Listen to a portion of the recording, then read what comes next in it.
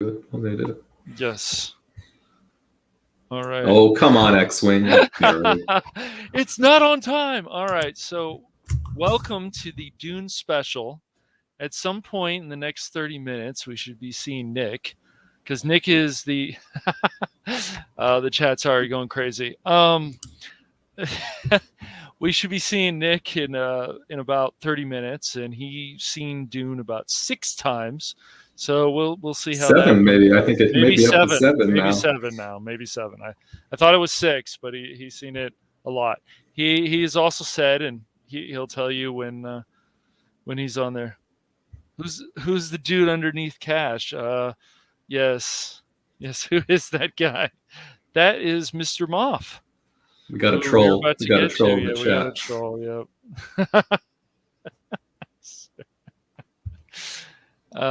Anyways, so we were going to analyze Doom, and then we're going to talk about some other shenanigans. And then we'll see how things go from there. But we found this IGN review, so we thought we'd just turn off the sound, or I'll turn it off and just run this thing to an extent. So let's start with you, Matt. What did you like about Dune? Was there anything you didn't like about Dune? Just run this in the background. So I have to say this, and maybe this will be a funny comment, right? I would have liked for it to be longer. And I guess what I'm probably saying is it would have been nice if they just made 2 parts into one or did something a little different or whatever. But it does kind of just stop, right? I mean, I guess it gets to the point where they wanted to stop it and they stop it, right? Yes. But I was kind of like, and I think there has been this reaction, which is like, okay, now, where is the rest of it? What's going to happen? And of course, now we know there will be a rest of it, but I think not until October of 2023, right? So I mean, I think, for me, that was the biggest part. I know some other folks have said they found the music to be a little, or the score behind it, the audio to be overwhelming. Yeah. We'll try not to do any spoilers too much. Yeah, we're not gonna spoil. Yeah, we're not gonna really spoil it. Yeah, that's right. We're not gonna. We wouldn't do that to you, man. So, and yeah, X-Wing's point is valid, right? I mean, they're leaving us wanting more. I totally get that. I agree. I've watched it twice now. I watched it once in the theater, and then I watched it once again on HBO Max just at home. Oh, okay. I picked up on things that I didn't get in the movie, right? Just because, again, you're trying to take it all in on the first time. So I personally feel like it's probably a movie you want to see a couple of times if you can, if you can devote the time to it. I think it's worth it. It's definitely worth it. Yes, I agree.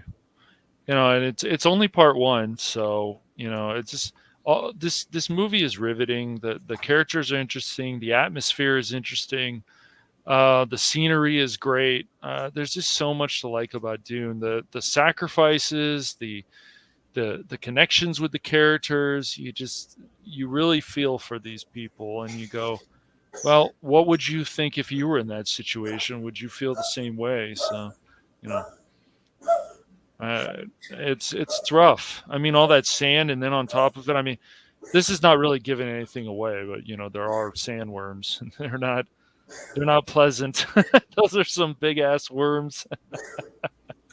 And I thought they did a really good job, because there are also a lot of characters in this movie, right? Mm-hmm. And I thought they did and again, I haven't read, we were talking about it in the pre-show, right? I haven't read the books probably in, I don't know, 30 years maybe, right? So I thought they did a good job setting the characters up and sort of allowing you to understand a little bit about positionally what they're responsible for and what their interests were and how it affected the story. And it didn't feel overwhelming to me. I was like, okay, I get it. And I'm able to remember, who's who in the zoo, so to speak, and all of that. And so I thought that was very well done, because like I said, there are a lot of folks in the movie, right? There are a lot. The supporting cast is quite large. Mm-hmm. Yeah, no, there definitely. I mean, the dream sequence. I mean, it's still, there's just not. that's not even really giving anything away. There's just, if you're looking for something different than Star Wars, something different than something else, even though this is an older IP, it doesn't matter.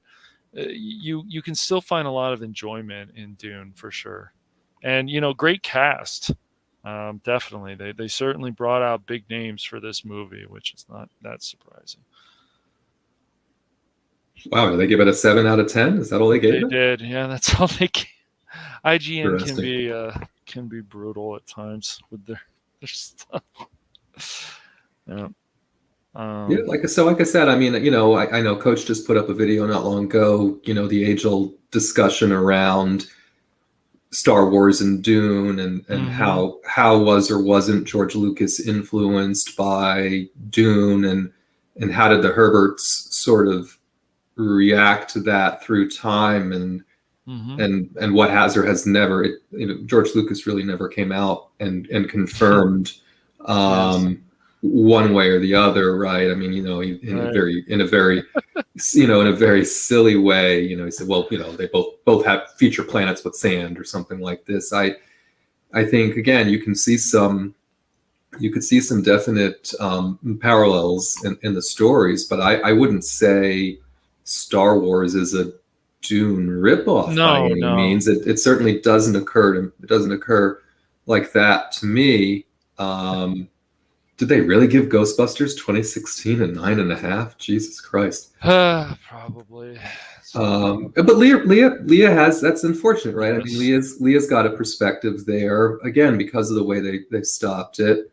It didn't do it for her, right? And the story feels very incomplete, and I get it. That's because it is incomplete just yet. And so I'm fully expecting that the second part, because I think now there is only going to be 2 parts, that the second one will be will be a good one for bringing it all to culmination, right? And I think we're going to really enjoy it when it does come out. So yes. Seek the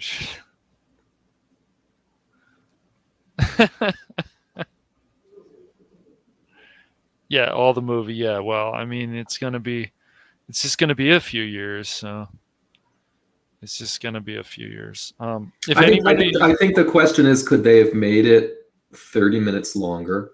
And if they did, to tell a little bit more of the story, they'd still have to stop it, right? I don't think they could. I don't think they could finish the story in another 30 minutes. The question is, and I guess it's up to everyone's interpretation. Right. Mileage may vary, right? But where they stopped it seems to feel unsatisfying to some folks. I don't know. Is there ever really a good place to stop something that's going to be a 2-parter? I don't really know the answer to that. Other than somebody's always going to be a little upset, regardless of where it gets stopped, right? That's just the facts of it, to me, anyway. Right. Oh yeah, definitely. I know some people were saying it's abrupt. That's somewhere eat the rest of the movie, Cash. Silly. Yeah. It's God, Nick's gonna be late. That's gonna be all right because he's just the big Dune guy. He's probably he's got the flags and the shirts and at this point. Going back to revisit the David Lynch Dune movie, right? And then there was a TV series as well, right? There has been other Dune products in the past. That might be interesting, right? To go back and revisit, because I think the Lynch movie was out of the 80s, right? To revisit that movie and see similarities and differences and some other things, right? Might not be a bad watch party. Yeah, no, it's not. But yeah, I agree. I don't agree with IGN. I would say Dune is higher. To me, it's like an 8 or 9. It's 8.5, whatever. To me, it's a great film. I don't think it's just a good movie. I think it's a great movie, even though it's just part 1. And I agree with X-Wing, and it's part 2 is going to be fire. I agree with that.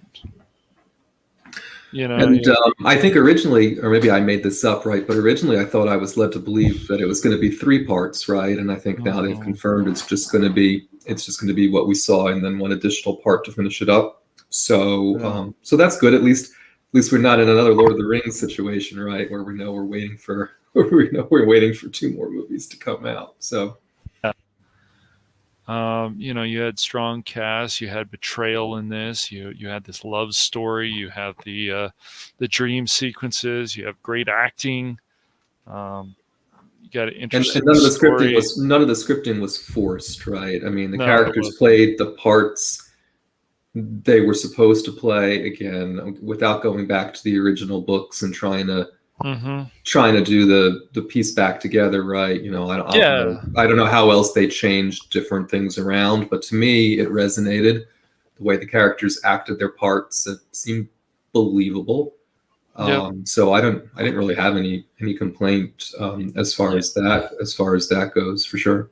It's hard for me to really say I didn't really like anything in this movie. I found it very riveting. I really did, and it's definitely something that I could see again or analyze the living hell out of, basically, and just so much to it. It's probably, I think it would encourage people even read the books if they never did. Um, definitely, it's just this is one of those movies that it's hard for me to be upset or be like, oh, I didn't like this or I didn't like that. Even the suits that had that kind of force field on it was really cool to protect these people when they're in battle. I was like, wow. And then if the always usually fighting with these knives, and it was really interesting, and um, just I don't know. The dream sequences were just never boring too, because you just never knew, is this what's going to happen at some point? Is that going to happen? Is this character going to die, or what's going on? I love that, man. That's why, as I told you before, I think this is a great thinking movie, and it's nice to have these still around. Well, and on your point regarding knives and swords and sort of some of the simplicity, it was an interesting mix, right? Of like the force fields, which are quite advanced, right? And they're protecting against, darts and Yep. knives and swords and all that, right? Because as I recall, and this part of the backstory, I paid more attention the second time. I don't think it's really explained, right? But from a technological perspective, something happened where computers ran amok, or something happened in the Dune world Mm-hmm. that causes the representation we see of sort of a pseudo analog future state, Yeah. right? Where that's why you don't see, ray guns or some of the other things that are traditionally more, more computerized, because they don't use that. Right. Right. So it's not that they don't have, obviously, spaceships that get around, right? It's just Mm-hmm. it's just that they get around in a very particular way. And that's Yep. why they were in those helicopter things or whatever. See, that part of it works for Dune, but when you think about it, it's a little strange, right? Mm-hmm. Because it's supposed to be so futuristic, and yet they're battling each other with swords and shields, right? Literally. And that's a part of the backstory that I don't think was, I don't really think, to me anyway, it wasn't really sufficiently explained in the movie itself. Does Right. it matter that they didn't explain it? Mm-hmm. No, but there is a reason behind it, as I recall. Yeah, definitely. And you're in this like sand planet basically, and you're like, it just feels like a death sentence to an extent. You got these sandworms, you have these sand storms, and it's just like, would this be a place you want to live on? I don't know if I would. It looks, I guess you would learn to survive and stuff, but I don't know. I don't know, man. I don't think I could live on. I'd probably be like, I'm out. Can I go to a greener area? Yeah, not only are the conditions there very harsh, right, but the world they were living on, right, or that they went to, that's depicted here with the spice, it's what's called Arrakis, right? Yes, It's such Arrakis. a Yeah. Mm-hmm. super important planet, right, because of what they do with the spice and how they need Yes. to keep that going. And again, going back to the Mm-hmm. technology part of it, they're basically using machinery to farm the spice, right? And Yes. it's very traditional farming type equipment, and they're taking the spice back and they're storing it in silos, and then ultimately it's getting transferred, off world to be used. Yep. So whoever has the post on the planet, right, it's very, very important. And of course, the whole story is really around, the changing of that guard, right, from one family to another, and the things that transpire as a result of that, in addition with the indigenous population, right, and how they are or aren't a part of the equation. Again, I thought they explained all of that, in a very relatable way. Didn't confuse me. No. I know some reason I bring that up is some folks have I know there's been some feedback that has said people didn't feel like the story flowed well necessarily, or that it just wasn't easy to follow.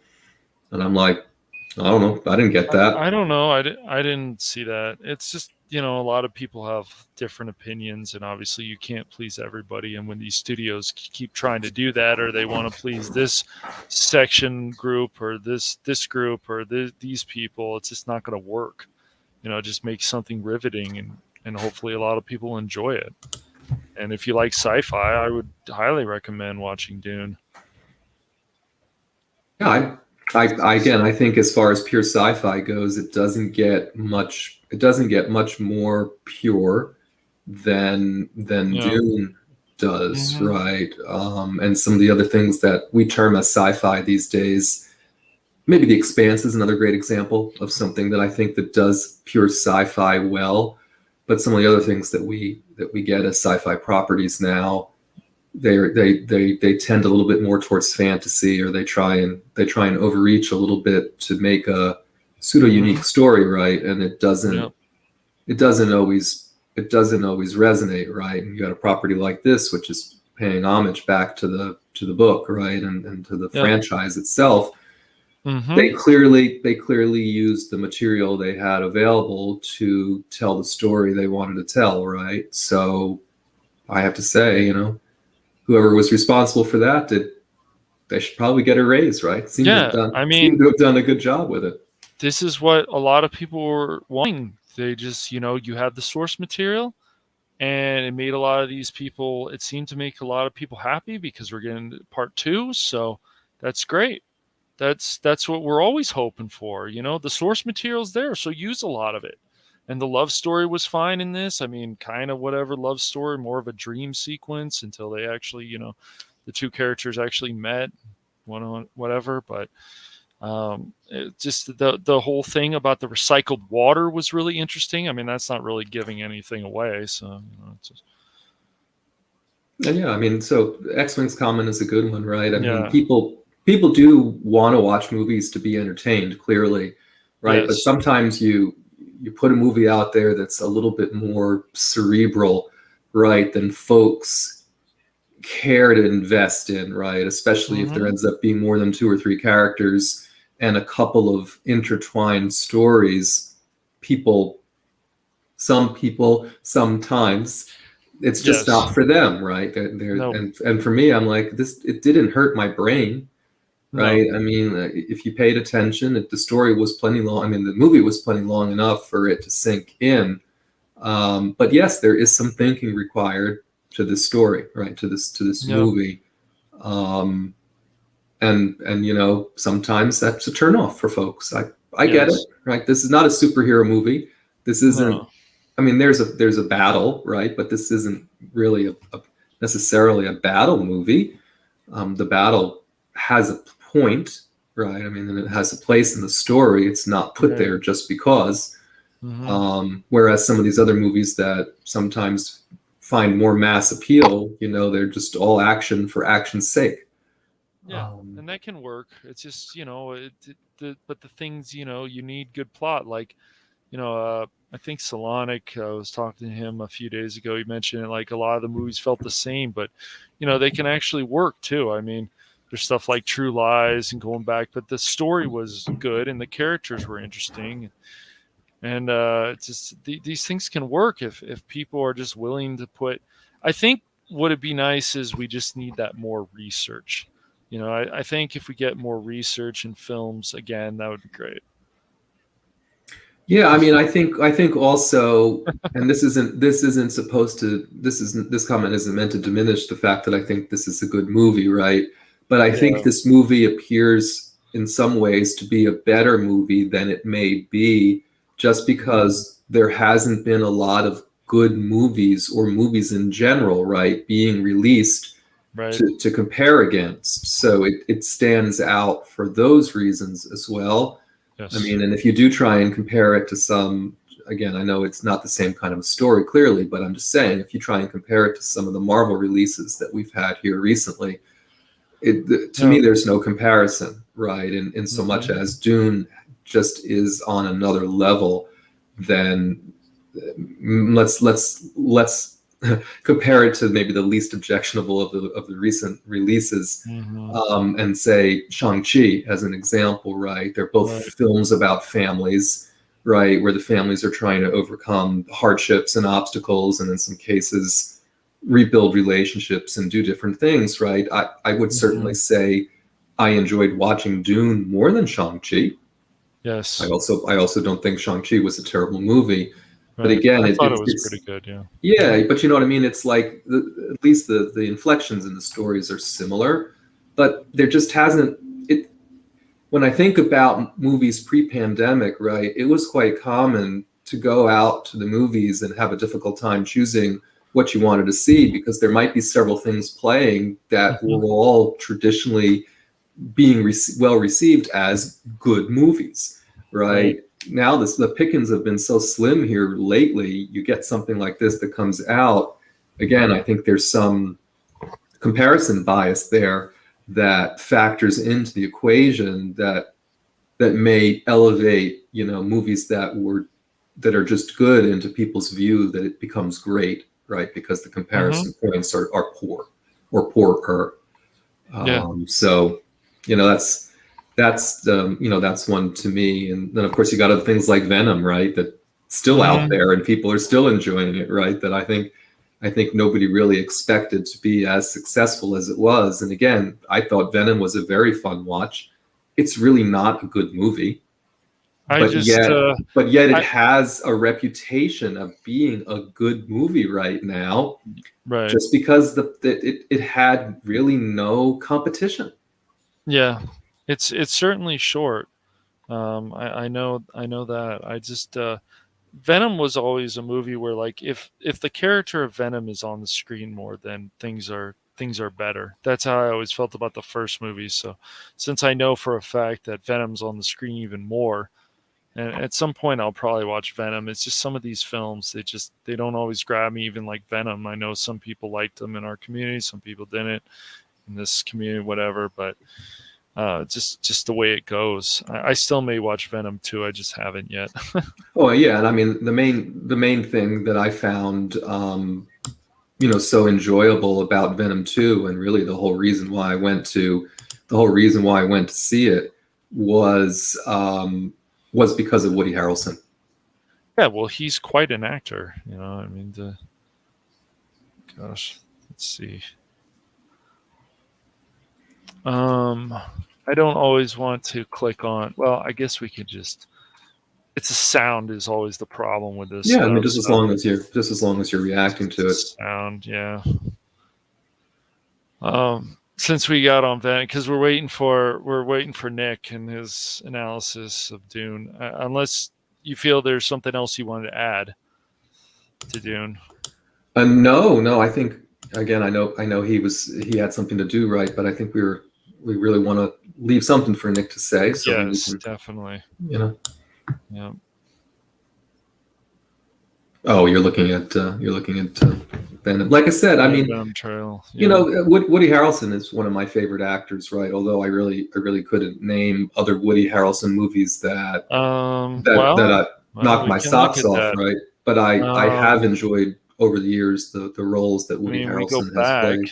Yes. Oh, I make him We jump. go. Yeah. We go to White Men Can't Jump. He was really good in this. We also, he was good as Woody in Cheers. It's just, let's see, this movie clips. Uh, this is a quality movie though. Just I've watched this a bunch of times. It's a good movie. No, Harrelson's like he can be a little weird, but as a person, but his roles that he's done, even in there's some kind of bass or something, I think, on your end. Just now, I don't know. Say again? Oh, there was like some bass or something, I think, on your end. Oh, you know why? It was probably. I won't do that again. It's the keyboard. The keyboard is close to my microphone.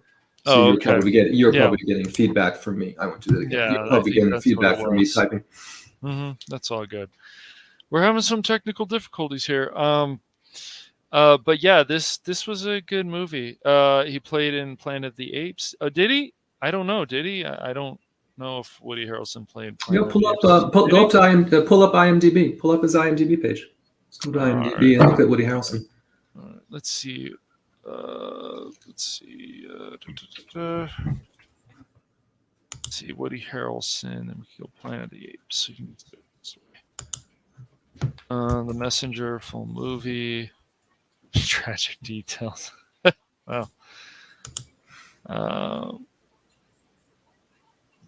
Oh gosh. Oh, you're in. Well, I don't know where you're at. Yep. Oh yeah. No, it's just let's see, Woody Harrelson, Planet of the Apes. Yeah, he was. Yeah, I've never really yeah, right here. 2017. Yep. Look at that. See. Yeah. Yep. Yep. Yep, you're right. Yeah, so we got yep, so we're just waiting. Yeah, he was in Midway. He played Nimitz in Midway. Remember that? Yeah. That was a great movie. Of course, Solo, everyone's favorite Star Wars story. He was good in Solo. He was good in Solo. He was good in Solo, definitely. He played LBJ in the Lyndon B. Johnson movie. Oh, did he? Yeah, and that was good. If you haven't seen that, I recommend. I never saw True Detective, but I know he had a recurring role in True Detective. Oh, I highly recommend True Detective. Of course, Hunger Games. Yeah. He has had a lot. He's been done a lot of stuff. Let's see. Let's see what IGN probably has all these. Will and Grace, which I never watched Will and Grace, but he was in Will and Grace. And of course, Cheers. You know him from Cheers a long time ago. Oh yeah. Well, probably that was it. Yeah, that was what got him recognized, I think. Right. Yeah. So anyway, let's not forget it. Let's not forget about Kingpin. Oh, Kingpin! Yes. I did. I breezed right by it. Kingpin. People versus Larry Flint. Larry Flint. Yes, that was a good role. Yep. Again, he has 106. He has 106 acting credits. From recently all the way back to the late 70s. Yeah. And then in the 80s. Wow, they gave this a 7. I wouldn't have given Star Wars a 7, but I think it's like I don't know, 6. I think that's a little. Oh, we're not gonna. That's a whole different conversation, right? The displaced hatred that Solo got, right, because of its circumstantial release window, right, and the Last Jedi was good in this movie. His role that he was good. I've rewatched mentor kind of figure from what I remember. Yeah, I mean, I've rewatched Solo many more times than any of the sequel trilogy, right? So I mean, to me, Solo, just like Rogue One, has a lot of rewatchability, right? And if they re-release Solo, I wish they would re-release Solo. Yeah. In the theaters, I would like to see how would it. Well, it's probably too late now because it's been so far long ago that it was released. But how would it perform on its own, right? Yes. Yeah, I know. And yeah. X-Wing doesn't like Solo. He can't get past the whole how he got his name business. I'm like, it doesn't impact me as significantly or hurt my heart as much as it does for X-Wing, apparently. And that little part of the equation, I'm like, it just doesn't bother me. like I said, for me, the best thing about that was young Lando. I don't know if you like that at all, X-Wing, but young Lando did a really good job. That but was the best part.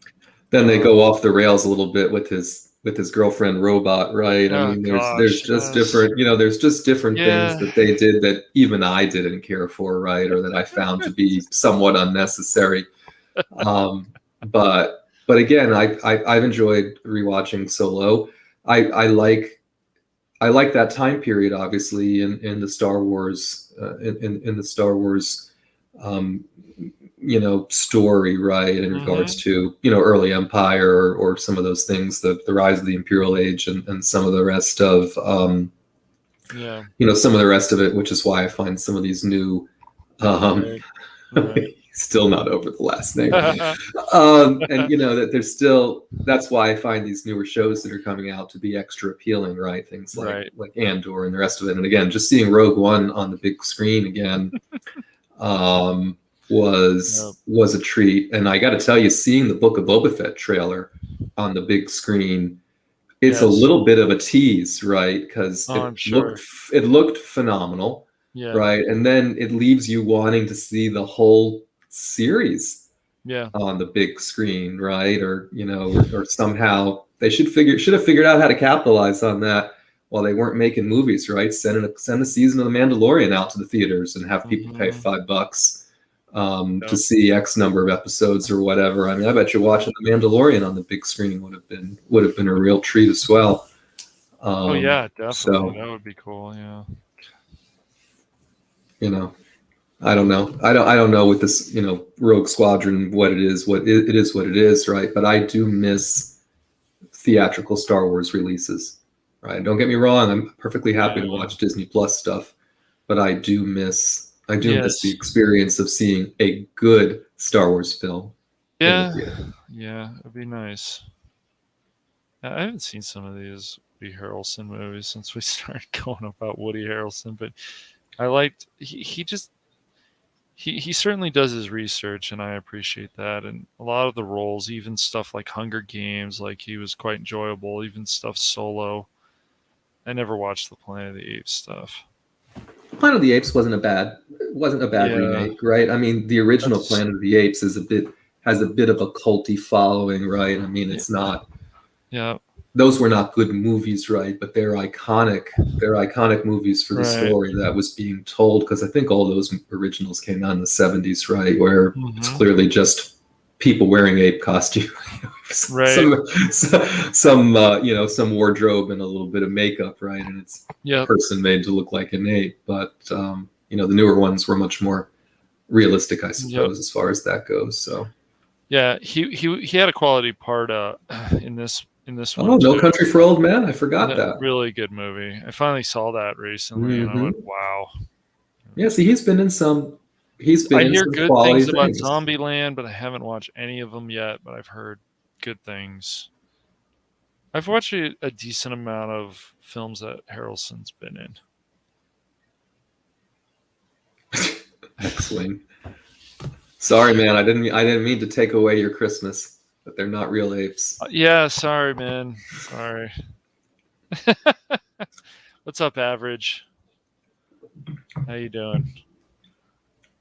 Welcome to the stream. We're waiting for Nick to come on. He's not going to show up, dude. He's going to blow us off again. He's out. We wanted his take on Dune, especially since he's watched it so many times. But I think he'll show up. I think. I don't know. I'm not sure. You're not sure? I'm not sure he's going to show up. What? It's too funny. But no, Harrelson was in this is Pursuit of Happiness, I think. Yes, Pursuit of Happiness. That's correct. That's a good film. 7 pounds. Oh, 7 pounds. No, I don't think I've said 7.5 pounds. I guess they just said 7 pounds. I'm actually not familiar with 7 pounds. I don't believe I've seen that one. But Zombieland is something that would be good. I don't think I've seen Zombieland either. Maybe we should watch Party watch that. Yeah. Zombieland. I don't know. Yes, maybe we The should. Messenger I've seen. They're real apes, I promise you. You just don't understand. Yeah. I don't know. I've watched the original Planet of the Apes, but I just didn't care about watching the remake. Now You See Me. I like that movie. That's a good movie. Oh yeah, I haven't seen that one. I heard pretty good things about it though.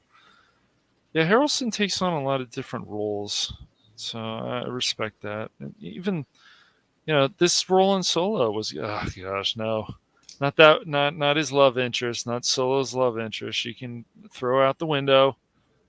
Why, you're not a Kira fan? What's wrong with Kira? No, I don't like Kira, dude. I find her to be a bitch personally. I don't like her. You'd probably be more interested in the robot. You're right. The dang robot one, yes. Oh man. Yeah, this was a good movie. I liked Now You See Me. I forgot he was in that. Yeah, so there's a lot of play the audio. The Apes 2017. Have you finally come to save your apes? Mr. Lucas, welcome. George Lucas is with us. All right, Mr. Lucas, how are you doing? It's very stern. It's a very stern looking George. George has updated his. He did. He updated his profile. That's amazing. Really enjoyed you, George, on the Under the Helmet documentary. Thanks for doing that. Made it good. Yep, definitely. Because I'm sure it's really him. So. Yes. Yes, it's sad how mankind. It's up like no brains apes. Yes. Yeah. So. Do I bug Nick some more? Yeah, give him the ping. Let's see. Otherwise, we can see if we want to take up a different topic. Yep. Since this was supposed to be his stream and he's blowing us off. Yeah.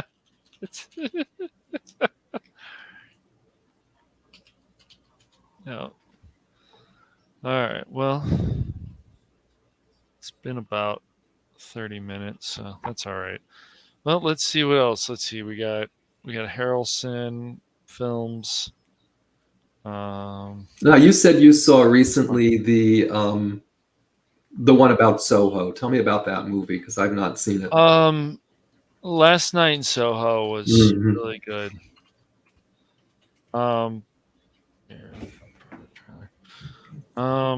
This was a murder mystery / drama / just basically Edgar Wright's vision.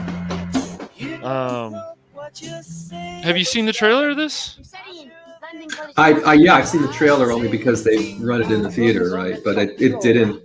To tell you the truth, it didn't really grab at me. That's how I haven't really prioritized seeing it. Yeah, I thought it bombed at the box office, but whatever. I liked all the twists in this, and this was Diana Rigg's last movie. Diana Rigg? Yeah, Diana Rigg. This was her last movie that she did, and she was creepy in this film. I don't want to spoil anything, but she was definitely creepy in this movie. But you're trying to. I mean, the trailer somewhat shows what this movie, but you've got somebody living someone else's life and trying to figure out what happened to them, and what goes on is that it's just it twists your mind around. You're like, oh wait, that happened. Oh man. But the characters you like and you can relate to stuff. And even though there's some bitches in this, there are, especially in the beginning, you're like, wait, we're supposed to like this apartment? Yeah, these people suck. It's just, you're going into this like college atmosphere and you just feel bad for this girl because they want to treat her like crap. Oh, look, she made her own clothes. Isn't that nice? Like, wow, what a bitch. Like you just want to slap her and take the bottle and just hit her over the head with it. But that's not how this character works. Like she just wants to keep pushing forward. But there is a scene where she thinks she sees something and she's about to stab this person who was about, or her former roommate that was rude to her, and it's kind of like, bitch, kind of deserved it. I hate to say it, but she did. She was, the way she was treating her, it's kind of like push her out the window and stuff, because she was just being a bitch. That's it. And so you just feel like, well, this girl, this young woman, this 19-year-old girl or whatever, who's going to college for fashion, you just feel for her. And then she starts, while this is going on in her real life, she's in her dream life, she's seeing what's going on in this area. And so she's then trying to figure out, oh, this character is interesting. Then in a way she becomes the character. And that was very interesting too. But she goes through all this mental problems and stuff, and you kind of feel like, yeah, I mean, if you were seeing dreams that vividly, you'd probably be quite screwed up for a while too. But yeah, it doesn't sound. I mean, what you're telling me, and again, it wasn't that I thought the trailer was bad. It was just like, if I was going to see that, or I forget what even released around the same time, or maybe it was the Eternals, right? I guess I prioritized. I guess I prioritized the Eternals because I couldn't see it right when it came out. But is this a movie you think, this Soho movie is a movie that has to be or really should be seen in the movie theater, or is this an okay movie to watch at home? No, you could watch it at home. That's fine. It's fine. You wouldn't have to see this in the theater. Sounds like the Invasion of the Body Snatchers. That was a creepy movie. Yikes. Yes, definitely. Yeah. Yeah, it's just I enjoyed this movie a lot, but it's just another film that bombed. It's just like, going back to even something like Public Enemies. It's just like this movie was really good too, but nobody gave a crap about it really. I liked Public Enemies. Yeah, I did. I had no problem this was a really good film. But it just kind of died. So just the way it is. Did they give it a 1 out of 10? Is that what that means in the bottom? No, that's just 1 of 10 for the club. Okay. I got it. It's like, really? But this was a really good gangster film, and if I remember, I think this was somewhat based on a true story. I have to. Yeah, this is it is. Yeah. But Johnny Depp can usually bring it. It's just he can be a nutcase, but that's beside the point. Well, he's gotten considerably more Looney Tunes. Yes. As he's gone on in life, and he has like this pendulum sort of. He's either super loony or sane, and it's just back and forth. But back in the Jump Street days and all that, when he got his start, he was normal enough. Yes, I mean, he wasn't cuckoo for Cocoa Puffs, and then I don't know what did it to him, right? But I don't know. Started making a whole bunch of bad choices, right? And then here you have it. So, yeah, he got really upset a few years back, or maybe more than a few years back, when 2 of his movies bombed, and people were just like, they just weren't that good, dude. Like, we're not trying to be mean, but we expect better from you. You've done so many really good films. Been a lot of movies. Yeah, I think again, as they say, he did it to himself, right? I don't think people. No, I didn't know that. I didn't know that either. People didn't. Very interesting. It's not like people made him crazy, right? He just went a little. He just went a little loony. Did you want to come on, Crit, or are you awake enough? Did you want? We were waiting for Nick, so we started talking about some other subjects of movies. Where are you, Nick? You're not here yet. Blowing us off. I told you he wasn't coming. I know. He's out. Oh no, he says I'll be there in 5. Just got home. Awesome. There we go. He's out. Oh, you're half asleep. All right. He's canceled. He's gonna make it. All right, that's fine, Crit. No problem. Not an issue. But yes, Nick will be on in just a few minutes, and then we'll hear his take on Dune. So let me go back to the Dune IGN review or whatever.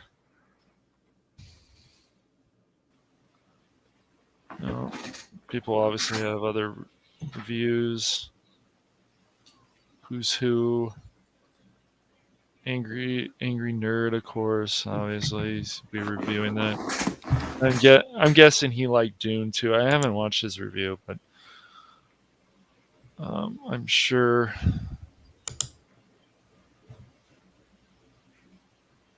The Midnight Edge crowd, yeah. Yes. But yeah, it's but yeah, we've covered Woody Harrelson films, which is not boring. Covered some underrated films, but yeah, I mean, some of the stuff just doesn't make it. It's just, yep, IGN too much spice. I agree. Never gets old. So yeah, but yeah, I don't know. I just I'm still.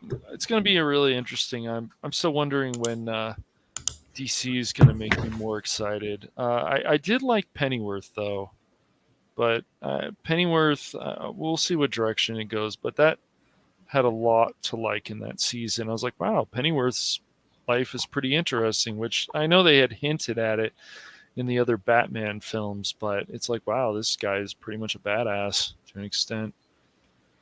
I think it's a shame from a DC perspective, right? Because again, they really should have been a no-brainer, right? With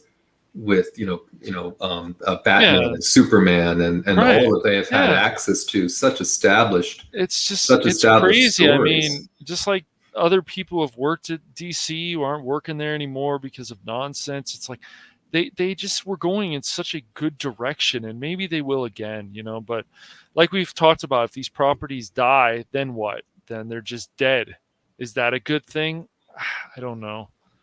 I think they would have to really mess up, or maybe they just need to reboot themselves and so on. And all this stuff, of course, is part of Warner Brothers, but they had their problems too. I mean, the Zack Snyder thing in Warner Brothers, and Zack Snyder, however you feel about the guy, he actually cares a lot more about comic book lore, which is nice. So, not everything, but more than most people. So it just doesn't seem like they have a very well thought out or well put together vision for DC, right? It almost just seems like they make movies and sort of throw them up against the wall and see which, if any of them, stick, right? Oh, well. Look who's finally here, dude. Wow. Gracing us with his presence. Look who's finally here. Sorry, was there too much spice somewhere, Nick? Is that the He was out watching Dune for the 8th time. Yeah, of the 8th time. Yeah, of course. I mean, if it was on, I would go. If it was IMAX, I would go and see it again. But I was drinking. If you class that as spice, you can class that as spice, to be fair. I mean, a nice IPA is always good. I was drinking some rum and coke as well. And now I'm eating gummy worms, so... Oh, well, good. That's very okay. Healthy. Very healthy. Yep, a lot of spice. Mm-hmm. So, Nick, you've seen this movie like what, 6 times now? Yeah, I saw it for 6th time yesterday. Jeez, are you finding little things that you didn't see before, or are you just enjoying the movie that much? I'm enjoying that movie that much. I mean, there's things that change. I mean, I just finished reading the book. Nice. So I know where it's going to lead for part 2. And I think Denny's done a fantastic job adapting the book. It's a very hard book to adapt. I mean, a lot of the film is based on thought process. I'm sure. And I mean, with Hans Zimmer. So a lot of people have been hitting on the score and saying, oh, it's not really a score. Well, Denny approached Hans Zimmer and said, I want you to be the inner voice of the characters. So if you really look at the score in the way of sound design and like it's playing the inner thoughts of the characters instead of having a voiceover, which the David Lynch movie had a voiceover. Because Denny thought the voiceover would be a bit too much, too complicated to have in the film. Interesting. Know that. Okay. Yeah. He just thought it would be too much for the audience to handle. And there's things in the book which when I was watching it yesterday after finishing reading the book, I'm like, I understand why that's not in the movie, because otherwise audiences will be so many complex storylines that I don't think it would be easy to follow. Because we are dealing with an audience now which can understand really complex science fiction, but also is so used to just dealing with explosions every 10 minutes with like Marvel movies and stuff. Yeah. So they have very short attention spans. And the surprising thing with Dune, majority of the movie is just like very slow paced, but people were gripped to their seats. I never saw anyone walk out in the movie theater, except I saw a couple of kids go to the toilet and stuff, but they were still willing to sit there and watch the whole movie. That's awesome. So it's great. That's the great thing about Dune, is even though it's slow paced, people were still captivated and wanted more, which I haven't seen in a movie for a very long time.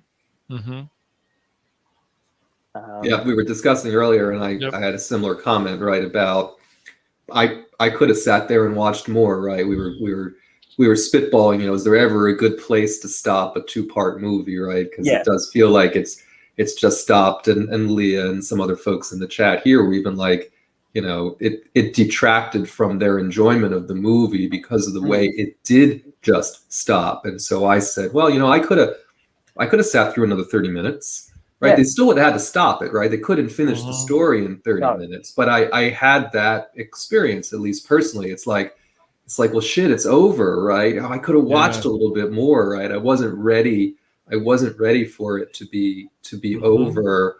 And there was a similar reaction, I think, to the other folks that were in that theater, right? There was, it was kind of like that it's captivating. I think.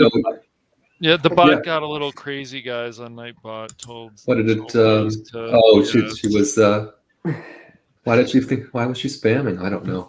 But it was the all caps, right? Yeah, but she said she gave it a 3 out of 10. Leia was very upfront about it, right? Because of the way it just stopped, right? And even these folks here gave it a 7 out of 10, right? Yeah. IGN did. Not that they're anybody about anything, right? I mean, I think it was probably at least an 8 for me, right? Yes. I don't know that I would have called it a 7. I don't think it's a 10. I mean, it's not for me. It's not, right? But I think it was probably better than a 7. On Rotten Tomatoes, it's 80% at the moment, isn't it? It's 83. Basically getting an 8. It's basically getting an 8 out of 10, right? Seems about right. I think it paused at the perfect moment, to be fair. I think if it went to the siege, it could, like, a lot of people have been talking about like them arriving at the siege, and then like you see the people, the Fremen and that side, like everyone all together, then that's a good ending point. But I think just showing the Fremen using the worm for desert power and stuff, I think that ends in the perfect way. After seeing the movie so many times, when she says this is only the beginning, that it comes to an end point at that point for this part. And I think it was very for Denny to put part 1 in the title, at least it dowers your expectations to go, okay, this is only part 1 of the story. If Denny didn't put part 1, I think a lot of people will be a lot more disappointed with the film. He prepared audiences at the beginning to say this is only the first half of the book. Okay, we're not getting the whole book, and I'm happy for that, because this film actually breathes. There's moments in the film which reminds me of Michael Corleone when he's in that restaurant, when he picks up the gun from the toilet, and he sits down and he's listening to the police commissioner. He's actually thinking, this will change my life. And there's moments where Paul will sit there and you can see he's thinking, and you go, okay, this scene shows that he's actually changing as a character. Right. Because Paul changes a lot. Like, I mean, like him at the end, he's no longer a Paul Atreides at the end. He's committed his first murder. And that is not Paul. Paul is like Leto's son, who Leto cares more about people than he does care about profit or making money or making the Emperor happy. Yeah. He's just like, I care about getting people off that shit. Like when the worm attack happens, he's like, I want to get all 21 people off and safe. That is my main priority. I don't care about the spice. I don't care if we don't pick that up. Where with Paul's character, as the book progresses, he doesn't care. You see that he doesn't start caring about people. All he cares about is creating the idea of the Madeep or the Kaza Hazarat, the one from the outer world, becoming that myth basically, and creating an idea. But no, I think Denny done a fantastic job with the film. Yeah. I mean, there's not many directors out there who could be able to convey such a complex story. I think Christopher Nolan is the only one. If you really think like Inception, like people described Inception as like a maze of a jigsaw puzzle. It's very much you're following such a complex. It's like it's always spinning. It's always this. Where Denny's able to like narrate you and just follow a simple path through a complex story. We're going to get you to A to B, but still have these offshoots that you can follow if you want to. I think that's why it's so easy to digest Dune compared to other sci-fi movies. Yeah, I agree with you. A lot of characters. I thought they developed them well. I didn't find the fact that there were so many characters to keep track of to be a downer for me, right? I mean, they seem to be required to tell a story. What's your favorite character, Matt? Who was the standout to you out of all the characters? When you watched it, who was the ones that you go? For me personally, it has to be Paul, right? I thought the actor really nailed it.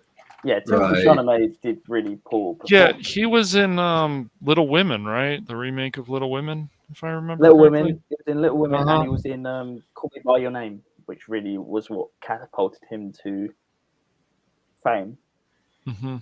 I also thought the actor who was playing his father did a great job. Yes. Well, I mean, Poe Dameron, Oscar Isaac. Oh, that was Oscar Isaac. Yeah. So I thought he looked familiar. So yeah, I mean, like I said, even the supporting cast, they all seemed like they understood the characters they were playing and seemed to move into their roles quite well, right? It didn't, you see some movies sometimes where someone is acting, obviously they're all acting, but they're acting as that character, and it doesn't feel right? It doesn't feel like they believe it, so it doesn't come across as believable to the audience. I didn't have any problem really believing any of these folks weren't the roles they were portraying, which is unusual for a movie. Yeah. And to answer Leah, he hasn't got a twin. He has got a sister, which you do see in the film, is what Jessica is pregnant. And the child she has in her arms is Ayla, who you will find out a lot more in the book that she's Jessa becomes a revenant mother, and when she takes the water of life, the revenant mother at the time didn't realize that she was pregnant, and Alia becomes half a revenant mother, so she can see past lives, and she talks like a normal human being. She, like at the age of 2, she knows how to walk and talk and act in a really strange way, and she becomes pretty much this abomination. Who is the concubine, but she's this weird anomaly in the family. But yeah, I don't really want to spoil it too much for people who haven't read the book. Yeah. Even though it did come out in '66. Well, they've got a lot of time to read the book now between now and October 2023. Right? If they really want to go out and get that. Matt, do you think they should have filmed? And Cash, do you think they should have filmed the movie back to back, or do you think it's good that they have this break? Because in the book there is a 2-year gap between the events of where it ends to the events of the end of the book. I again, it's in the whole "give it to me now" mentality, right? I personally would have liked to see them economize, if you will, and went ahead and finished it up. Maybe they would still not want to release it until 2023 anyway. I'm not saying film it, finish filming it and then release it, a month later. Yeah. In the theater, right? But I personally believe, or would like to believe, that the momentum will wane, wouldn't wane as much if they were able to release the second part of the movie next year. But I think they're also planning to do a series, right, on HBO Max. Yeah, there is a series coming out based on the Bene Gesserit. So the Lady Jessica Order, they want to do a series explaining like how they work, because they are the political force in the Imperium.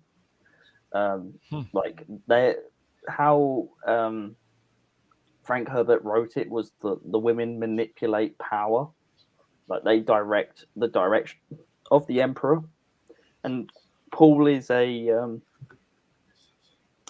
he's a construct basically. Like they've been going to other planets, telling like there will be this man who is born from a Bene Gesserit mother, who will be the one that leads you to, who will be your savior basically. And that Jessica loved Leto so much that she gave him a son, where she wasn't supposed to give him a son. She was supposed to give him a daughter, because the Bene Gesserit's like idea was like they plan in centuries, they don't plan in decades. So it was supposed to last longer, but because she loved Leto so much, she gave him a son, which became the Hazarat, or the one from the outer world.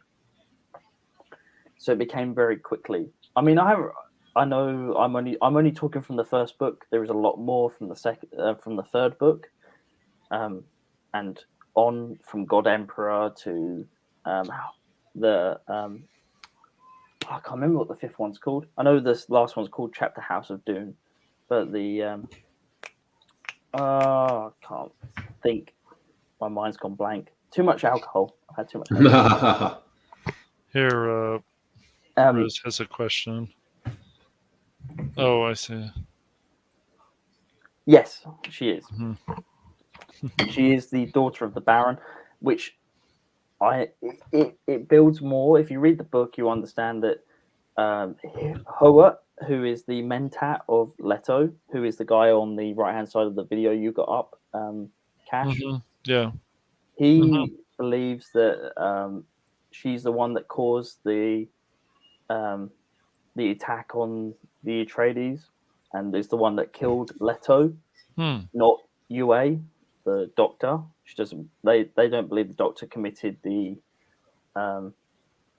treasonous act of betraying Leto. So they blame it on Jessica, and even Gurney blames it on Jessica, because Gurney's still alive in the book.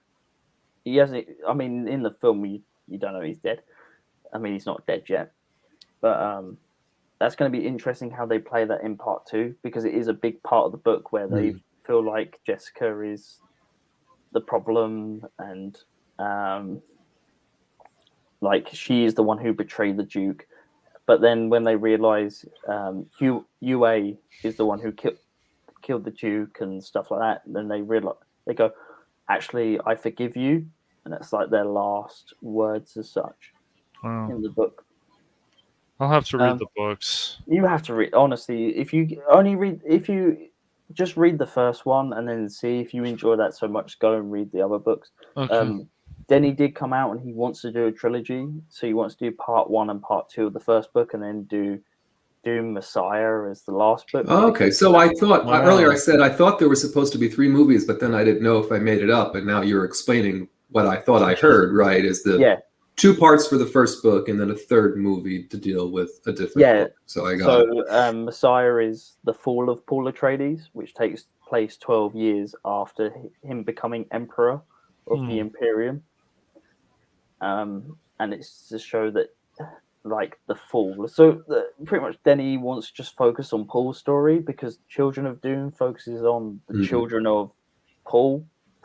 And he's like, I don't want to focus on that because it becomes too dreamy. And he says it wouldn't translate to film very well.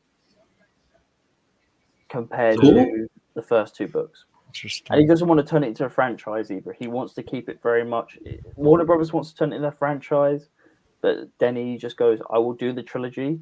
And I think Denny wants to do this as his trilogy, where Nolan has the Dark Knight trilogy. He has Dune as his trilogy. Interesting. Okay. Yeah, that sounds cool. It's just going to be a long wait between stuff, I'm sure. But maybe. I mean, we waited 3 years per Star Wars movie. I think people are not used to waiting, which is an upsetting thing. Like, just take your time. The films take time. If we rush it, then it's going to go bad. That's usually what happens. Games, movies, whatever. So we need to stop rushing this stuff. If it's not ready, it's not ready.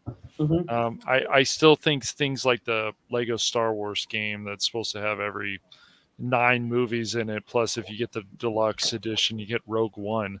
It feels like that should be out already. But if it comes out next year, and it's amazing, that'll be great. And so that. I mean, I don't know, Cash and Matt, if you've heard the interview, but there is a 40-minute interview between him and Christopher Nolan talking about Dune. And Denny just went, I will be too tired to do 2 films at once. Right. It's exhausting work.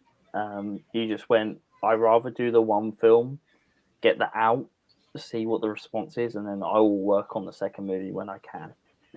I get it. It's always easy for us to armchair quarterback it, right? And to say, economies of scale, and you have everyone there. But on your point, I think people do not really understand how intense it is to make a movie, right? And that's why, around the clock production, goes into these things, and it really isn't sustainable, right, for a long period of time. And that's why part of the reason why I think these streaming shows have been so successful is because they're able to capitalize on that in a way, and film them almost in bursts, right, and then put them all in post, and then stagger the way we receive them and all of that. Andor being a great example, right? By all intents and purposes, Andor has been finished forever now. I mean, I'm surprised we didn't get like a trailer for Andor, like in the sense of a 30-second clip at Disney Plus Day, just to go like, here is a TV spot. Like, I was really hoping when I went to see Rogue One, right? I was really hoping that before Rogue One they were going to show an Andor tease of some kind, and they showed the Book of Boba Fett trailer instead. Right. So on your point, I don't know what happened on Disney Plus Day, because if you look on some of their marketing, there is it's like a recap video, if you will, thanks for attending Disney Plus Day, right, where they have all of these boxes flying in, right, and in each of the boxes has all the logos of the shows that ostensibly was mentioned in Disney Plus Day, right? Andor's got a box, and Bad Batch Season 2's got a box. Yep. Right. Their title appears, is what I'm trying to say, right? And we got, so does Obi-Wan, and so does Book of Boba Fett. And again, their titles appear in that montage of flying titles as well. But we didn't get anything for Andor or Book of Boba Fett. Now, Mando 3 does not appear in the titles. So you can't even say there's something was purposeful about that title scroll. And it does tell me that something changed, or either waiting for D23 or Investor Day, or they have a different plan for it. That's the upsetting thing with Lucasfilm at the moment, is that they're not being open. They're really being so close to the chest. They're playing things close to the chest, and they're not like when Marvel was like willing to go like, this is the next phase that we've got. Like they announced a couple like Echo and all those other types of shows. Where we did with Star Wars, they're being so like, no, we can't tell anything. Like we just have to see how things go at this moment in time. And is that because of the response to the sequel trilogy? I don't think so. I just think that they're just being so paranoid. I just think they're so paranoid. They're so scared of what to announce next. Right. Well, and I mean, Marvel got that 14-minute drop, right? Where 12 minutes was basically a rah-rah recap, right, of the stuff that's come out. But for 2 minutes of it, there was new teaser-ish footage, right, from, I guess, technically four properties, right? Yeah, you got Moon Knight, you got She-Hulk. Echo, right? She-Hulk, and then that Fury scene was from where he was all beat up, where you saw Samuel. That was from Secret Invasion, right? So that was like a split second. But technically, you got 4 things that represented, teaser-ish content, whereas all we got on the Star Wars side, right, was a sizzle reel for Kenobi, which, from all intents and purposes, was a year old. A year old, basically, and that and everyone's going like, "Oh my god, it's like amazing." I'm just like, in that concept art, but they didn't talk about the concept art. All they talked about was things we knew about, like Obi-Wan's mission to protect Luke. We know that. We've known that since 1977. That is the mission of Obi-Wan Kenobi, is to protect Luke Skywalker. It's not new. It's not new knowledge. No. And if that got leaked, like, to me as a marketing, like if I was Lucasfilm, I was like, oh crap, what we're going to release tomorrow just got leaked. What should we do to get people going? Release a costume pic of Ewan McGregor in costume. That will get people hyped. Well, you gotta get hyped about this one, Nick and Matt. It's Baymax. Baymax is pretty cool. You're not excited about Baymax? No, it was a project from 2012, and it's taken them 10 years to go, we're going to make a series about this person. Now, I will say Baymax is a very prominent IP that's focused on right, like funny. in Disney Tokyo, and some of their overseas markets are very Baymax front and center, right? Whereas here, in Disney World and Disneyland, there ain't much Baymax going on, right? So for me, I was like, whatever, right? I mean, it didn't. But again, they're trying to tout their own IP. I get it. I mean, Disney. When it comes right down to it, Disney is Disney, and I know Baymax is one of Average's favorite characters. So as he's reinforcing in the chat, and it really doesn't matter. I know very little about Baymax. I don't know if little kids today have a Baymax affinity or not. I have no idea. I don't see people dressing up as him. Big Hero 6 was quite enjoyable. It's just, then they had a TV series. Now we have Baymax itself. I don't know. It might be a little too much. I can understand Disney. At least it's an original project in the sense of they're keeping to original characters. But again, it's another sequel series. Like everything you look at on the list of what's coming out, there's nothing original. It's like X-Men 1997. There is Agatha Harkness. There is Echo, which is a spin-off of that. I gotta say that Agatha thing surprised me a bit. I mean, again, I thought Catherine Hahn did a good job playing that character. And clearly there's a story that could be told there. But I have to tell you honestly, with the lukewarm reaction overall, I think that WandaVision got, I was more than a little surprised to see that they were doing a spin-off series of any character. I guess really it was only Agatha that you could choose, right? Because all the other characters in WandaVision are kind of already described, right, or have their own stories. But I was like, when I saw that, and of course I'll watch it, right, because again, I thought she did a good job. But I'm like, it surprised me. I was like, well, I didn't see that coming from nowhere. Yeah, I'm surprised. Like, even if you look at the Marvel side of Disney, in the sense of Disney Plus series, they haven't got a character that stood out as much as Grogu. Grogu has taken a lot of people. I mean, I've looked at people's Instagrams and stuff. They're still talking about Grogu nowadays. Yeah. I don't see them talking about Sylvie. I don't see them talking about Loki. I don't see them talking about. I mean, Falcon and Winter Soldier has just died off it's just fallen off the cliff. No one talks about that series. They don't want to talk about that series. WandaVision only gets its hype in the sense it was the first Disney Plus series that showed the multiverse. And that's what is interested people.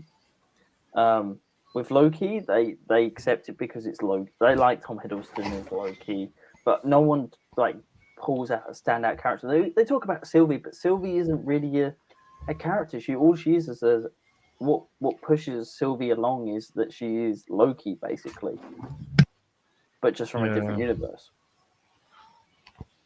Where with Grogu, it's its own character, and it was a new character that came to Star Wars. It's like the third ever Yoda species coming to screen, and it's a cute baby, and it caught the love and like, oh my god, it's a cute child. Yeah, well, and I don't think many characters have been caught by that as much. Yeah, I don't know. I just think it's with a lot of this stuff. You just keep your expectations lower, and when these companies actually go out of their way to surprise you, give them credit. Yeah, I mean, I'm excited for Kenobi. Yeah, just as like that is like with Deborah Chow at the head of it. When you watch the behind the scenes with Dave Filoni and Jon Favreau, just like she listened to Dave Filoni talk about what makes Star Wars. right. When he was talking about the whole Qui-Gon Jinn, when you look at Taika or Bryce Dallas Howard, they're like, oh yeah. But you look at Deborah, she's like listening. She's really listening to what Dave has got to say. And that's what puts faith in me to see where it goes. And I've said it before, and I'll continue to say it just because I know there's still some people that are unsettled about Kenobi specifically. There is absolutely zero chance that Ewan McGregor will let them ruin that character or put his name as producer on a show that he feels like will in any way hurt the fandom's love of, even if you want to call it prequels Kenobi, call it whatever you want. The Kenobi that he played, I think is in very safe, very, very safe hands. I'm jazzed for it. Just Kenobi. I think he wants to protect the legacy of Alec Guinness. Because he's not taking on Obi-Wan. He is taking on Alec Guinness's role. And I think because Alec Guinness is a staple in Star Wars, he's the only actor to get nominated as Best Supporting Actor at the Oscars for a Star Wars role. So I think that role means a lot to him, and that role gave him the job. Yes, I agree with you. So he's like, I've got to protect that as much as possible. Yeah. Because without that, then I'm not Obi-Wan Kenobi. But I mean, as I said, with Deborah being there, I am excited to see what she does, and it'd be interesting how she plays with Hayden. Because this would be the first time we see Hayden not under the control of George. Yeah. I couldn't resist. But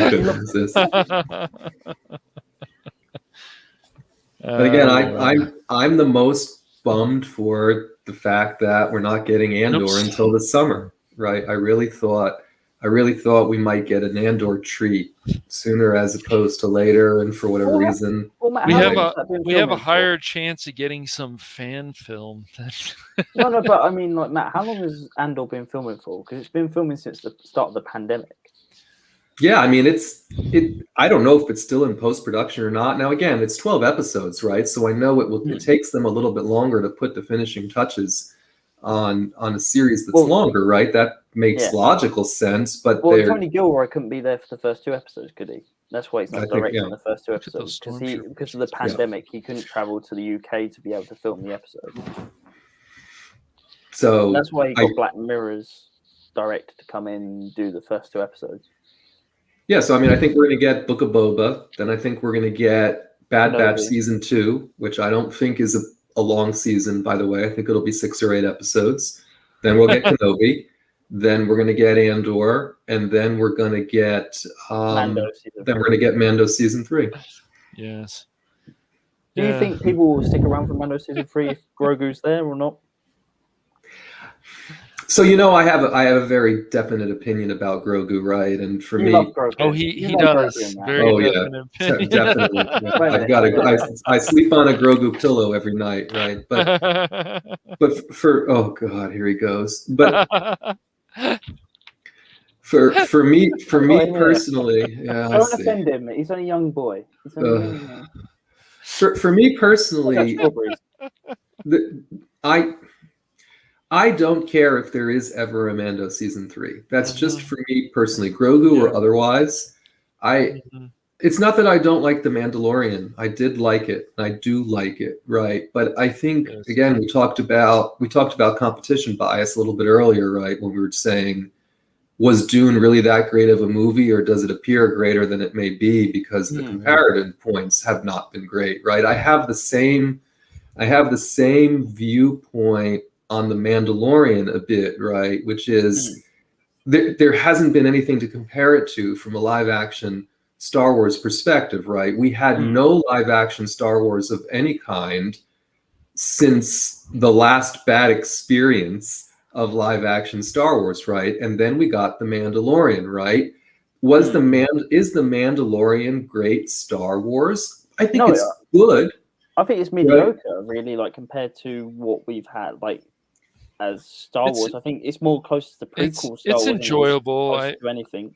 And on your point, though, I think some of it can be filler a bit, but nothing major, Well, on the original point Nick was making, right? I think what gets me a little bit more as The Mandalorian has gone on is people have gone so gaga for Grogu that to me it further yes I know, but it almost further diminishes my enjoyment of the series because people are just so over the moon on the whole Grogu thing, right? I think Grogu's story is very interesting, right? And I think what we don't know about Grogu's origins is a very cool thing to speculate about, right?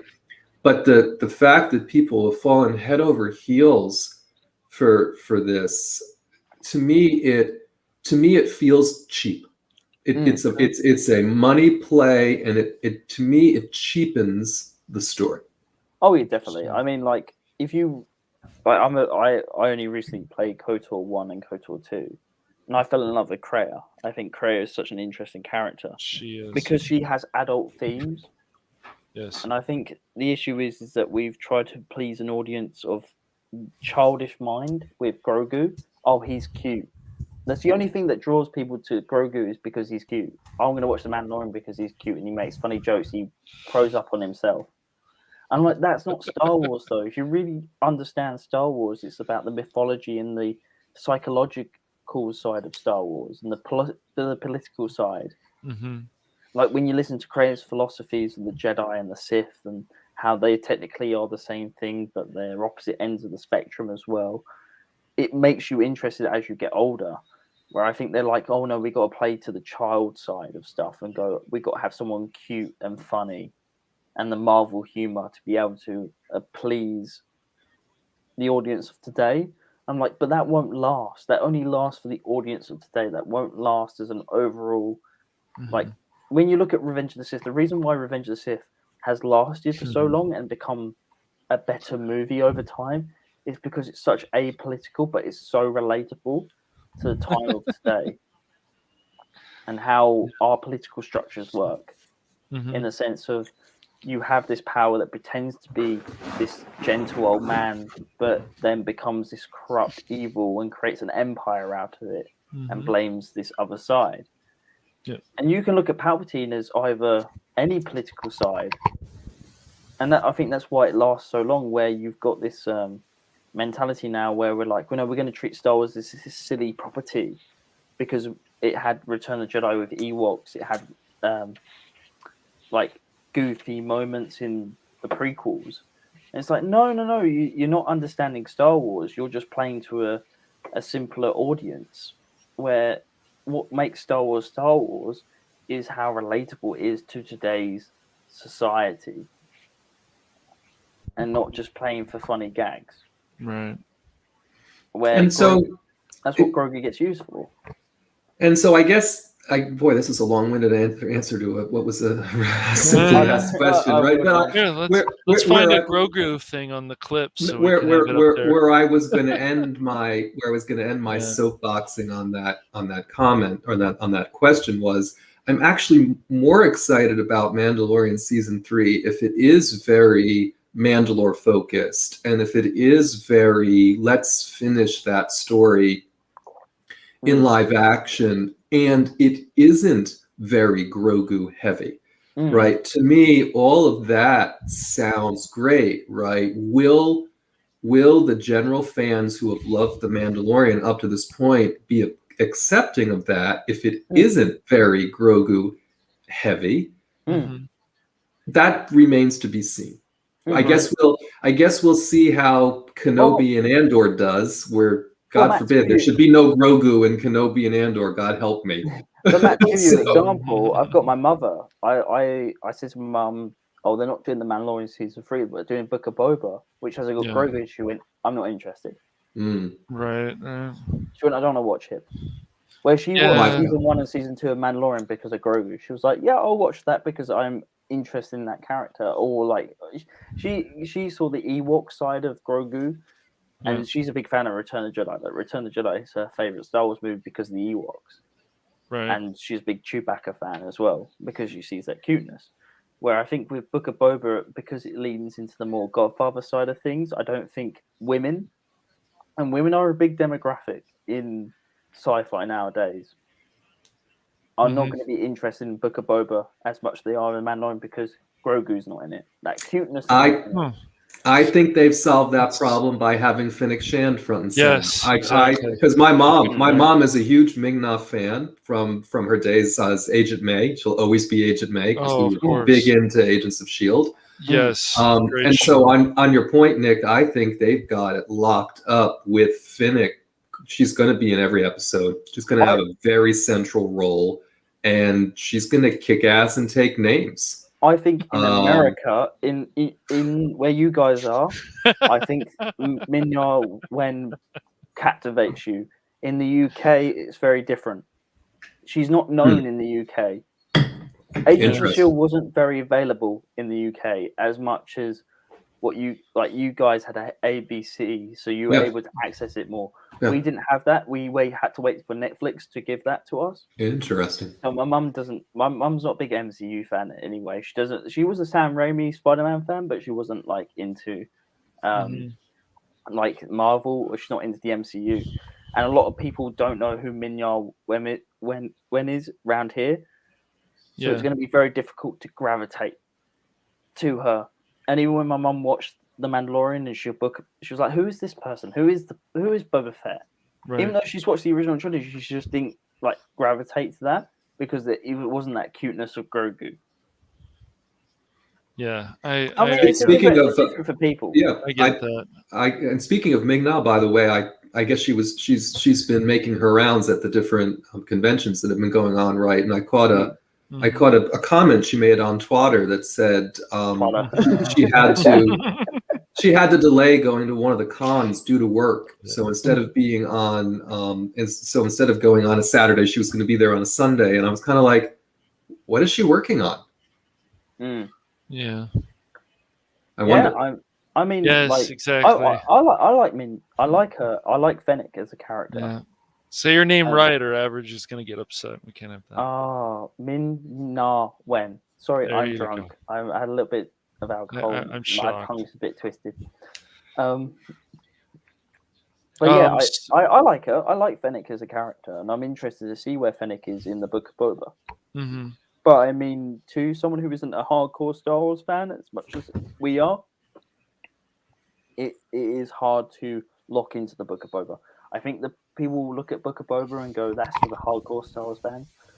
I want to see where Grogu is. Yeah, that's what the emotion. Like, people didn't cry at the of Pedro crying at losing Grogu. People were just crying at Grogu being passed on. I was where Din Djarin's going. They're like, Din Djarin's like off with the Mandalorians. I don't care. I want to know where Luke and Grogu are. I cried more at seeing R2 than I did. I mean, I Grogu cried at going R2. anywhere. R2 is like my bae.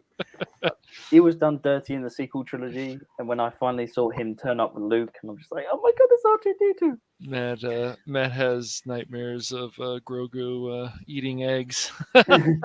It's just, I was just like, okay, we get it by now, right? But it to me, the series devolved into what can we do to get people to say, ooh, look at Grogu today in this episode, versus what story are they really trying to tell in that episode that also obviously does involve Grogu. Well, another thing to your point, Matt, like my dad didn't watch The Mandalorian. He only watched when Luke turned up. He wanted to know why he had people at work crying to seeing Luke back. And he watched it, and it was like, that is Star Wars to him. But he's excited for is to see Ewan back as Obi-Wan. He's like, I want to see Darth Vader on screen. To me, Star Wars is Darth Vader. It isn't like Grogu or the cuteness of Star Wars. It's like seeing Darth Vader on screen and Obi-Wan on screen. So like my mum probably won't watch Obi-Wan, but my dad will watch Obi-Wan because he sees that is more his demographic than the cuteness of what the Mandalorian gave. Yes. It doesn't get more quintessentially Star Wars, right, than the top Jedi and the top Sith in a series, right? As we know, I mean, look at right, exactly. But like, look at the things like the Ewoks, right? They were cute and cuddly, right? And stuff. Some people liked them, other people didn't. So I mean, you know, hot take. We've always had cute and cuddly things in Star Wars, have we not? I think even in the prequels, we had some cute and cuddly stuff. Return of the Jedi is not a good movie, right? It's the throne scene that really makes people go, "Oh my god, this is Star Wars." It's not the Ewok bit; it's the first bit of it is good. The last bit of it is good. Yes. The middle bit of it, the Ewoks and all this other nonsense. Endor is pretty cool place, though. I like all the. So Matt, you're not saying that Caravan of Courage and Battle of Endor are great? The speeder bike stuff was pretty cool, Matt. I'm sure you like that, right? So again, I love. Don't get me wrong, right? Yeah. I have an affinity for Return of the Jedi, right? It's just not a great. It's just not a great movie, right? And those Ewok movies are horrid, right? But they are Star Wars, and I have enjoyed rewatching them recently, right? When you know, as that actor was coming on TBN and all those things, right? But I always find it interesting because a lot of folks hold Return of the Jedi into in a high esteem, right? When you ask folks to rank their loved Star Wars films or whatever, sure. You know, many folks rank Return of the Jedi as one of their most beloved Star Wars films, right? I mean, I prefer it to New Hope because I find New Hope boring. Where I actually like I find New Hope really boring compared. It's only when Alec Guinness turns up, I'm like, I'm enjoying this. But once Alec Guinness disappears, I don't care. I really don't. I'm one of these people that just New Hope to me is just. I enjoy Empire is my favorite of the original trilogy, then Return of the Jedi, and then New Hope. Mm-hmm. I'm one of these. I just think because of the emotional weight and what I've gone through with the prequels, there was a time in my life where I turned around and wouldn't watch the original trilogy. Like to me, I hated the original trilogy, and I was like, Revenge of the Sith and the prequels were my Star Wars. Okay. I would not watch the original trilogy. I didn't buy Lego sets from the original trilogy. I only wanted Clone Wars sets and prequel sets. I didn't want original trilogy sets because to me, like Anakin in the Clone Wars, seeing clones and droids were my era of Star Wars. Mm-hmm. Past that, I didn't accept it. And it wasn't until Disney brought Star Wars I accepted the original trilogy as the more superior. It's for me it's circumstantial, or I think it's really, I think, when folks have come up, right, from an age perspective, because a lot of folks like you, Nick, are very into the prequels, right? I mean, in my cabinet, I've got Obi-Wan that's like half Alec Guinness, half Ewan. I've got Commander Cody, and I've got Darth Maul. Yeah. So it's very prequel based, my glass cabinet, and I've got all my Master Replica lightsabers from Revenge of the Sith. They're not from the original trilogy. Yeah, and for those of us who came up with the original trilogy, right? We are very critical of the prequels in many ways, in many respects, right? Somewhat unnecessarily in certain cases. I do acknowledge that. Yeah. But that's why for me, I'd rather watch Rogue One a million times before watching Return of the Jedi again, right? Because to me, Rogue One is a better original trilogy story than the middle of Return of the Jedi. Understanding that you can't have the redemption of Anakin Skywalker without Return of the Jedi. So I mean, you can't say Rogue One is a more important story in any way, shape, or form than Return of the Jedi. I'm just saying, for me, I enjoy rewatching that movie much, much more than I do Return of the Jedi. Well, what I like about Rogue One, and what I think the Obi-Wan series will also do, is that it actually made the prequels and the original trilogy connect and bridge.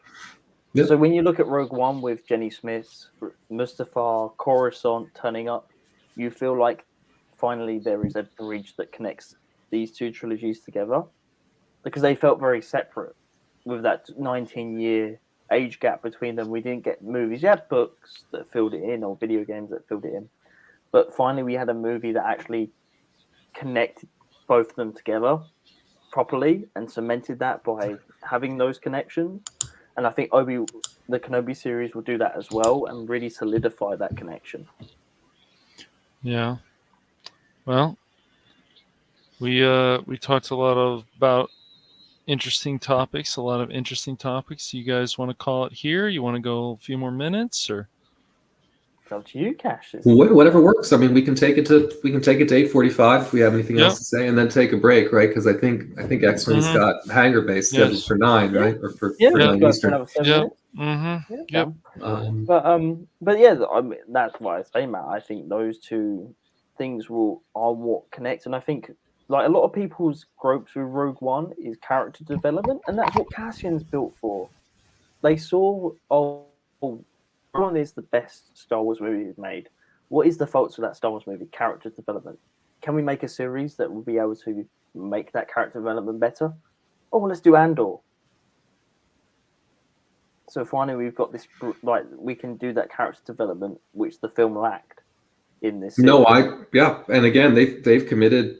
Allegedly, they've committed to 3 seasons of Andor. I don't know if they'll all be 12 episodes each. I do believe the first season is 12, and I think people are going to be, if any, again, take it with a pound of salt, right? But if the rumors and some of the other leaks around the story are to be believed, right, Andor is going to be, as a series, much more than just learning about the Andor and his role and the spy part of it, and how that was leveraged to undermine or figure out what the Empire is up to, right? I think we're going to see a lot of ties back into prequels and Clone Wars era things, and folks are going to be popping up. It's going to be. I think we're going to see. I got this image in my head. I don't know why I've got this image in my head. We're going to see Cassian as a 6-year-old kid running up these stairs. We're going to see battle droids on either side, and like him running up to his parents or stuff, because they were separatists. And we're going to see them get attacked by the separatists. We're going to see from Cassian's standpoint, because Cassian turns around to Chirrut when he says, "Is he a Jedi?" And he's still pointing his gun at, like, down. He's pointed down to the ground, but he's like prepared to shoot at Chirrut, because he doesn't like the Jedi, because he's a separatist. So are we going to see a point of view where we're going to see a Jedi that we've never met before come in and attack his family? And we're going to see that point of view where he sees the Jedi as evil. We're going to see the clones as evil from his point of view. And I think that will really create this complex dynamic that I think people are looking for, in the sense, oh, finally we're seeing the separatist point of view of the Republic. And why they are evil. Not only do I think that's a possibility, but I think we're going to see our first immediately following post Order 66 live action. I think there is a part of this show, Right, Wrong, or Indifferent, that is going to focus not only on things that happened right after Order 66, but I think we're going to see Order 66 survivors in this show. I don't think, like, people I know, like Star Wars theory and stuff, are like, oh, I want to see in the Obi-Wan series Order 66. I'm like, no way that's going to happen in Kenobi. If you're going to get any Clone Wars flashbacks, it's going to be like year 1 or year 2 of Clone Wars. We're not getting Order 66 in Kenobi. Why would we get Order 66 in Kenobi? It doesn't make sense. It doesn't make any point of, like, it in story-wise. The whole point of, if we're going to see flashbacks to the Clone Wars, is just show the relationship between Ewan and Hayden. And maybe Ahsoka turns up in that series as, like, that is the cameo appearance. But we're not going to see this whole... all right, okay, Crit. We're going to see it. I'm sorry. You don't bring Hayden Christensen back just because he's going to wear the Vader suit. If you're going to bring someone to wear the Vader suit, you're going to bring someone who is the right height and size for the Vader suit. You're not going to bring Hayden back just for wearing the suit. I mean, no point. Why bring Hayden back for wearing the suit? That's stupid. That's absolutely stupid of Disney to do. I've said the same thing from the beginning, right? I mean, if they're bringing Hayden back, it has to be in some way, shape, or form to reprise Anakin Skywalker, right? Whether that's going to be flashbacks or what have you. Or, now he's rumored to be in the Ahsoka show as well, right? Same, right? It has to be as Anakin. But Matt, isn't like, oh, we're bringing Hayden to play Darth Vader. It'll be cheaper to bring a stunt double to play Darth Vader and play the actions than Hayden. Hayden costs money. So if we're gonna think about it as a business standard point of view, because I think a lot of Star Wars fans think, oh, we got to have this actor to play this. No. Disney is a corporation that thinks of money at the end of the day. What is the cheaper option? Bring Hayden back or bring in the person who played him in Rogue One? I think the person who played him in Rogue One is cheaper than Hayden. Hayden's going to have a money budget that's going to want, I only come back to acting if I get paid this much. And they're like, okay, yeah. So they're going to show his face. They have to, right? And what I don't want is for them to concoct some sort of a throne room scene where he's sitting there half in the costume and half not. No, right. I think that's going to be. I can understand like a back to tank scene, showing his face, but I think this is the thing that Gareth Edwards talks about with Rogue One, like with the back to tank scene. He was like, I don't want to show Hayden's face because that ruins the whole point of Star. Like, if you watch the original trilogy, it builds up to showing his face at the end of Return of the Jedi, and that's why in Rogue One he only shows like the top half of the whole like corpse and doesn't really show the face because he doesn't want to ruin the whole point of Vader like being burnt and showing the reveal at the end of Return of the Jedi. Where in Kenobi, if they start showing his face and stuff, it's going to ruin that reveal at the end of Revenge or Return. Sorry.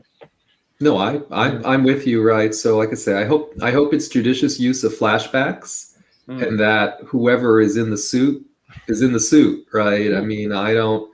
And maybe they'll do something cool where you're like, it looks like you're looking through his eyes in the suit, right, or whatever, or hearing his thoughts, or doing something where he still visualizes himself as the way Anakin looked.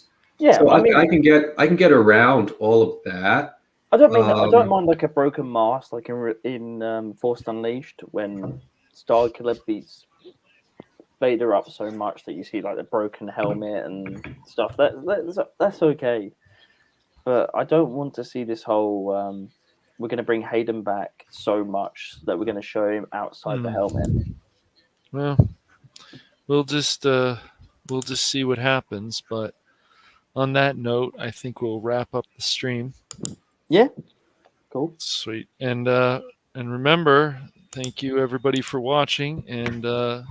Subscribe and like the video and just make sure that if you have a vision, don't ever let somebody change it.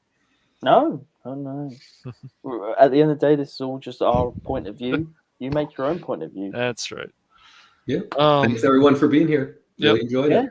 Thank you very much. We'll see you all on the next one. Catch you all more next shenanigans. Time. Au revoir. Bye. Merci beaucoup. I'm Cash Money. This is Ma Frisman, and this is Nick signing off. Wow.